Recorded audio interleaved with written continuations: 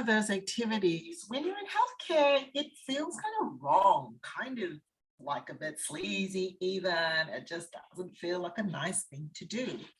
However, marketing is the bedrock of any commercial activity.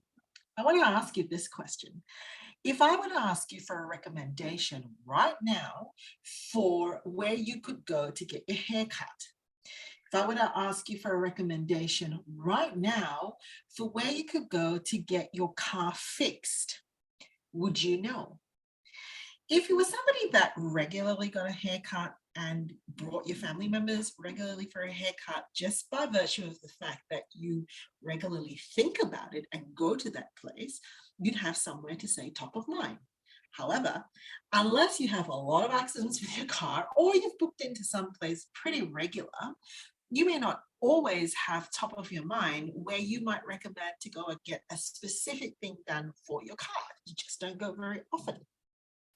So marketing becomes really important because if you're going to stay top of mind for people and actually get their attention, and then in this world where people's memories are not quite what they used to be, do you even remember a full phone number these days? It's also for people to remember. Now, as I understand it, the journey of advertising and marketing over the decades has really changed. Do you have a commercial which just constantly reminds you because of the jingle that plays in your head, or a slogan? I do. In fact, my husband thinks I'm really gullible and susceptible to advertising. I just think that there are certain things that you remember when you see it or you hear it. But here's the thing. Unlike 20, 30 years ago, when you could actually pay for huge space in a newspaper or a magazine or in the TV or the radio, people just aren't there. Their attention isn't there anymore. Their attentions are on screens and on really short snippets and bites. And now we're really tuned in to the types of messaging that gives us easy, short tips to do, bite-sized information that we can implement and that we can remember. So marketing, if you think about the word in itself, is being present or bringing yourself to the market. For me, as a healthcare practitioner and business owner, you've heard it say that it's a kind of a messaging, it's sending your message. I like to think of it as an invitation. It's essentially helping people to get some bite-sized pieces of information about you, a real taste about who you are and what you represent, an invitation to say, hey, you might want to come check us out. And you have to do it regularly enough and continuously enough and with a consistency so that you don't fall out of the memory sieve. The way, because that's what our attention span is like. Marketing is a really important pillar of your business, but here's the thing. How do you actually convert and convey that to a team environment? And I'd love to share my journey with you. Number one, I used to do a lot of print marketing by myself. I bought myself a laser printer and I would write these pieces of information that would go onto paper, and then I print hundreds of copies on paper and distribute it, like to the local cafes, put it in mailboxes and things like that. Hey, what's happening now? People take those pieces of paper and usually throw it straight into the bin. So my tip number one is written marketing is still very, very important, but that written marketing has now moved into the online space. Search engine optimization and being able to be found on the internet is going to be your number one piece of marketing real estate. And so writing articles that go into blogs are really important, but make it searchable. How do you make it searchable? You've got to actually figure out what people are searching for. In your head, you may think that people are searching for depression or anger management or how do I feed my child? But in reality, people are searching far more differently than what we may think they're searching. The best thing to do is to actually look at things like Google Trends and actually find the phrases and the things that people are searching for at this point in time and address it. Write to it, provide the information and the tips and the how-tos for what they're looking for. In our team, we currently have moved into a way of doing our writing for blogs, where the team actually writes for search engine optimization. They've had training, they've had exposure, they've seen how it works. We present to them the marketing statistics every quarter so that they can actually see that writing towards what people are searching for and in a way that the search engines will pick it up brings results, because in the loud space of internet searches, if you happen to have a phrase or a topic that is trending and is exactly what people are searching for, boom, after a while, Google will pick it up. So that's my number one tip. You still want to write, but you want to put it into your blog space. Number two, trust is an important commodity in the marketplace these days. Think about it. How many times are people calling you on your mobile phone and actually trying to scam you or just kind of sneak attacking you to get a survey or to sell you something? Or you're getting emails that are a little bit dodgy? Lots. It happens a lot.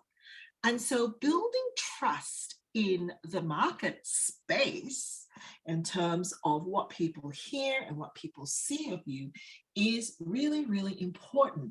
How can they trust that your brand and you, if you're using this for recruiting, your leadership and the things that you stand for are things that they can trust? Can they trust you? When I had a very difficult period in my life because a family member was significantly ill at that point in time, it was a difficult choice to figure out who we would trust to basically give the treatment over. Word of mouth was important, but frankly, being able to search them up, look at them, listen to how they spoke, listen to the way they presented themselves online already gave a sense of what we would encounter when we stepped into the door. So number two, being able to actually do things like video and photographs and anything that shows behind the scenes of your work, your practice, your clinic online is really helpful for consumers to get a sense of who you are and to trust the human being, not just the brand, but the human beings. And in our practice, I've recently given the team some little challenges, and that is to capture moments in the practice through Instagram Reels or short stories, photographs, things that aren't technical, but things that show their character, their personality, the tone, and of what you'd expect to encounter when you walk into the practice.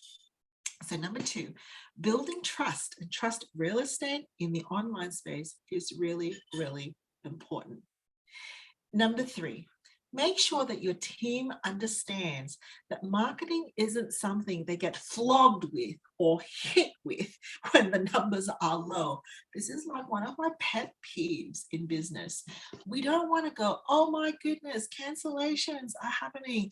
Diary spots aren't filled. Marketing flogging, here we go. Whack, whack, whack, whack. Write those blogs, quick, get online, quick, we must take happy photos, quick, we have to look like we're like, really competent, incredible. These are staged. This is like the wrong thing. It's even, one would say, manipulative. That's not what marketing is. Please don't do the marketing flogging.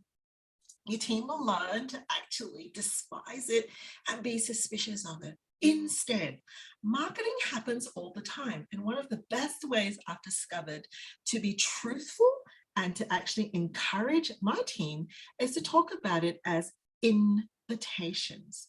We are continuously, consistently inviting people into our world, not just into our therapy rooms, but into reading blogs, which might help them, into reading the tips that we put out into social media, and to even having micro chats with us if they're having a hard time and they're wondering whether or not coming to see us is a good idea. Marketing for me is an invitation. It sends a message.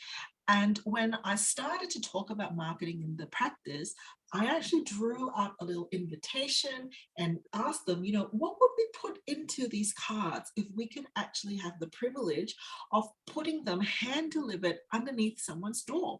What would we actually want to say? What is the invitation?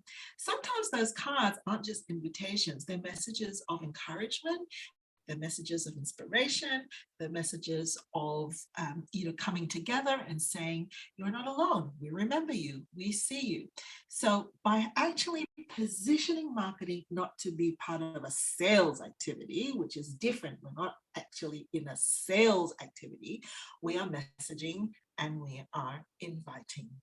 And so I've found that that's been really helpful to reposition that to say, well, what do we have coming up in the quarter that is worth sharing with people and inviting them to? What do we actually have at the moment that we've created that might be really helpful? During the pandemic, a lot of the time we were looking for ways to just encourage our community and put out into the airways things to help people to feel like they were not alone. So those are my top 3 tips about marketing. Remember, it has to be continuous, it has to be genuine, it has to be consistent, and it has to show people that they can trust you and make them feel like they already know you so that they can make an informed choice between your invitation and someone else's invitation. That's got to be a good thing, right?